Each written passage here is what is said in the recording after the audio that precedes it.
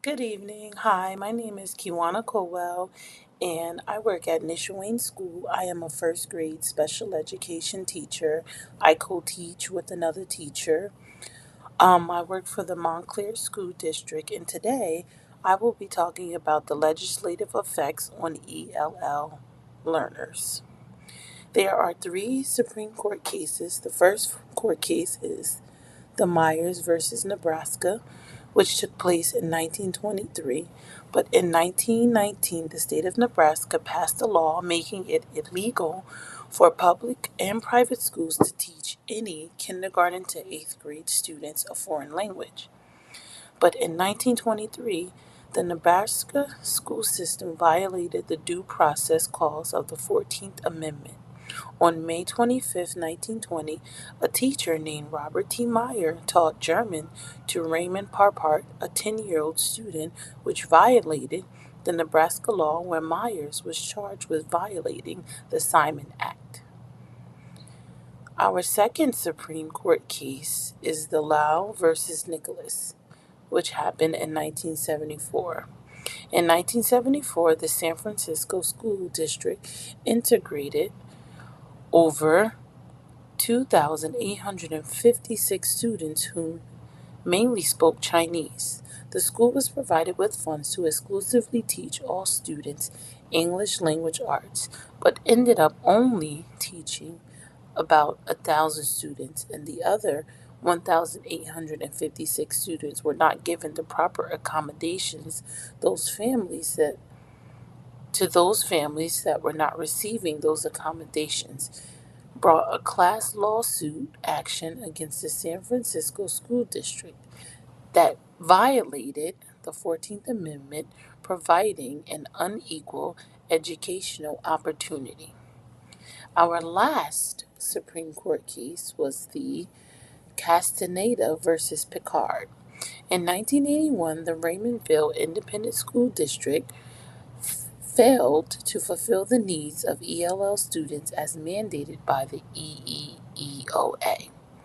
They failed to make the proper accommodations when it came to providing testing for ELL students.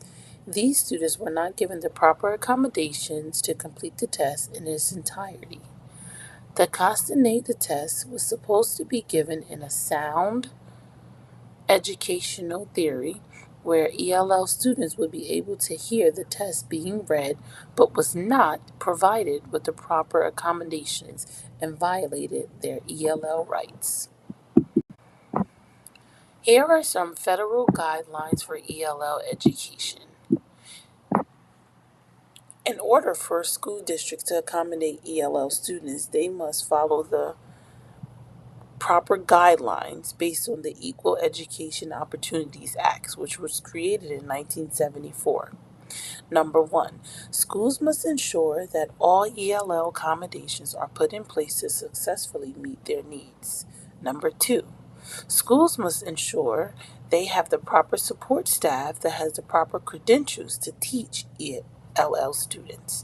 Number three, ensure that all ELL students have the proper amount of educational support that is needed.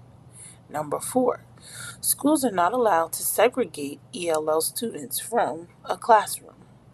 Number five, schools are responsible for completing progress monitoring for each ELL student within a timely manner. Schools must provide communication to all families when students are being taken out of the classroom. Number seven, proper documentation must be sent home when ELL resources services are being provided. Number eight, must provide resources that accommodate those language barriers. Number nine, once students have met the needs of the ELL requirements, they should be placed back in their whole group instruction, meaning their homeroom class. Number 10, documentation must be sent home in their first native language for full understanding.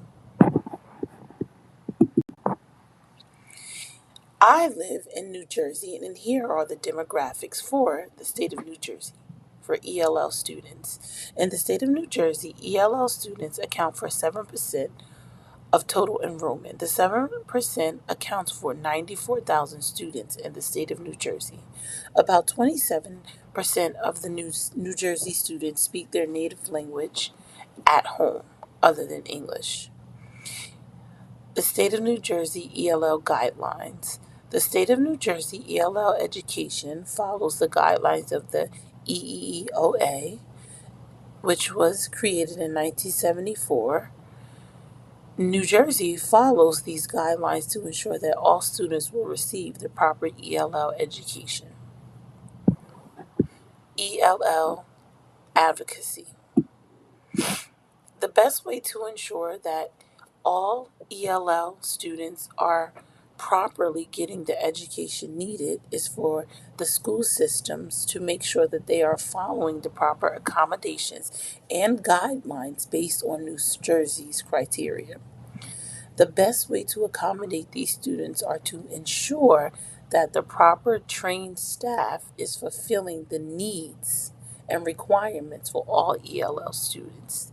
They must also ensure that they are properly teaching these ELA students how to properly read, write, speak, ensure that they are using the proper grammatical needs and structures to fulfill the requirements for ELL students. And once they are meeting those requirements, they will be tested and no longer need these ELL accommodations.